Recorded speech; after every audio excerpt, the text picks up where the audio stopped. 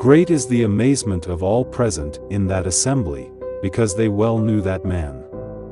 Yes, they said to each other, is he not the carpenter? Is he not the son of Mary? From where do all these things come from? What wisdom is this ever? Don't his relatives live in our midst? The evangelist says, and they were scandalized by him. And yet Jesus was preaching in the synagogue, a place of worship where the word of the Lord is read and meditated. Jesus spoke of the things of God, nothing else. So why scandalize oneself? The truth is the closure of their heart, the desire to measure the things of God with the meter of the world, the spiritual blindness in which they lived, that did not allow them to recognize in that man the sent of God. Faced with such disbelief, which has procured not a little suffering to his heart, Jesus exclaimed, "A prophet is not despised that in his homeland, among his relatives, and in his home." This is why he did not do any miracles, but only to the sick ones imposed his hands and healed them.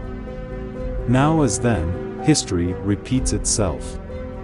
Maybe even in this mystery, wanted by the Father, did things go differently?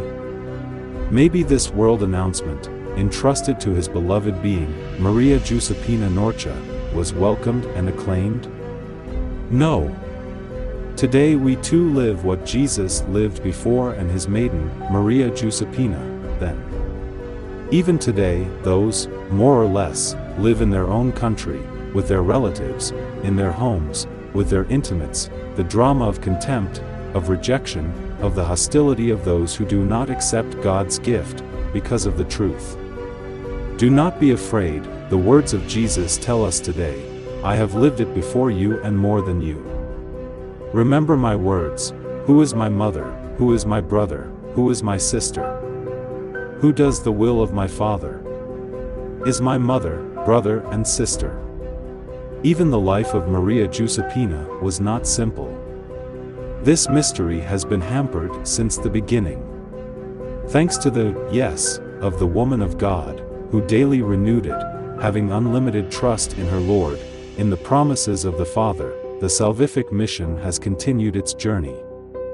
Those who know her life and her intimacy, know that even in her home, in her blood family, in her country, there have been so many difficulties and people who made her suffer, that even today make her suffer, many who now use her name to oppose this church, to attack the one whom she has long awaited and who has so strongly recommended us to love, follow, and listen, Samuel, our friend, our brother, our pontiff, who, by the will of the Father today, leads this church. No one can divide this mother from her spiritual son, because in doing so, they betray the teachings of Maria Giuseppina and all the love that she has given us. But who is prey of his eye? He who has lost humility and lives of pride alone, he who does not have a pure heart, but has let himself to be overcome by impurities, from the passions of this world, will not be saved.